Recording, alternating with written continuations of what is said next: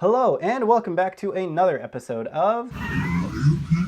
So, if you're like me and are in any way involved in pretty much any Disney community on social media, you've probably seen either this Twitter thread or this petition float around recently.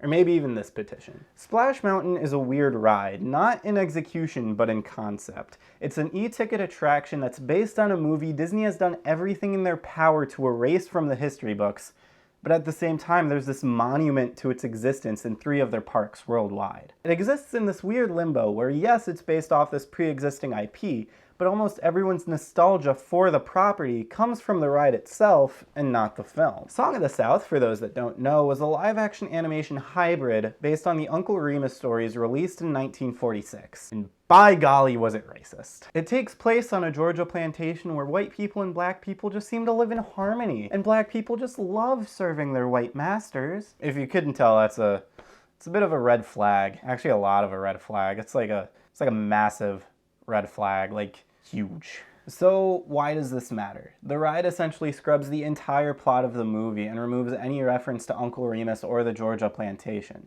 So what's the issue? The issue is that it's yet another example of Disney trying to rewrite their own history to avoid speaking out against not only their own previous racist actions as a studio, but also against Walt Disney the person. I love Disney. I used to work at Disney. I have a couple posters on my wall. If you're coming back to my channel, you've definitely noticed that I love to talk about Disney. But Disney isn't perfect, and at a certain point you have to call them out on their bullshit. Song of the South is practically impossible to find nowadays. It's possible if you do some digging on Google, but you're gonna have to search for a while and the quality is gonna be terrible. But if you really wanna watch it for yourself, go right ahead. No one's gonna stop you. I tried to, and I just couldn't do it. Outside of it being incredibly racist, it's also just a bad movie.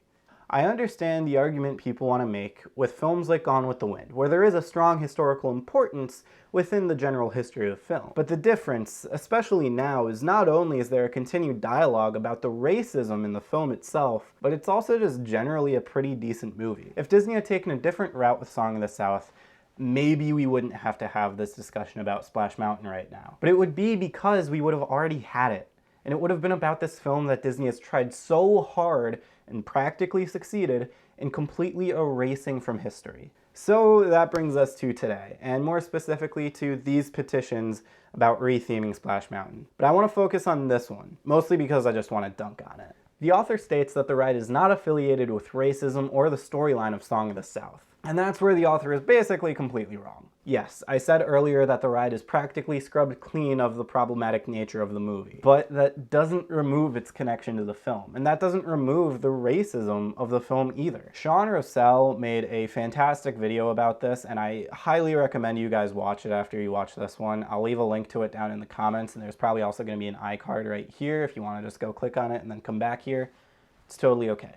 The debate boils down to something honestly really similar to the debate we see with removing Confederate statues. The statues are usually commemorative of something other than, this guy owned 200 slaves, so like, he got a statue. That doesn't mean that this guy didn't own 200 slaves, but the monument is built to create a narrative about the individual that distracts from reality. When you think about the ride as a monument to the film, it removes the racism and the problematic nature of the movie, while still promoting it, and by extension, the racist works that inspired it. Ultimately, Disney kind of backed themselves into a corner here, where really the only way out is to either destroy it or retheme it. And here we have this concept for a ride based on Princess and the Frog, which is, by the way, sorely underrepresented at the parks, with 17,000 signatures on it. So I guess it's safe to say that quite a lot of people are pretty on board with this whole idea. Do I think Disney will actually do it? I mean, maybe. I've had a hunch for a while that Disney probably would get rid of Splash within the next couple of years, and who knows, maybe this is the straw that breaks the camel's back.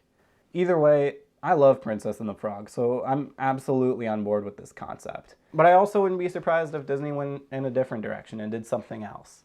They're known to surprise us. At the end of the day, regardless of anyone's nostalgia or my little brother's Funko Pops, Splash Mountain represents a film that's steeped in racism and an outdated representation of its time. If Disney wants to erase Song of the South from memory, then wipe it out entirely. Either start a conversation or remove the monument to a racist piece of media celebrating a racist ideology. As the guy Disney loves to treat as some sort of demigod once said, keep moving forward. Anyway, thank you all so much for watching. Let me know how you feel about this whole debate in the comments down below. I'll leave some links to some other videos about the topic if you guys want to watch a little bit more about it. And if you like this video, please leave a like. If you're new here, please hit that subscribe button to watch some more of my videos. They're usually a little bit more lighthearted than this one. And just thank you all so much for watching, and I'll see you guys next week when I time travel back to 1946 to kick Walt Disney in the shins.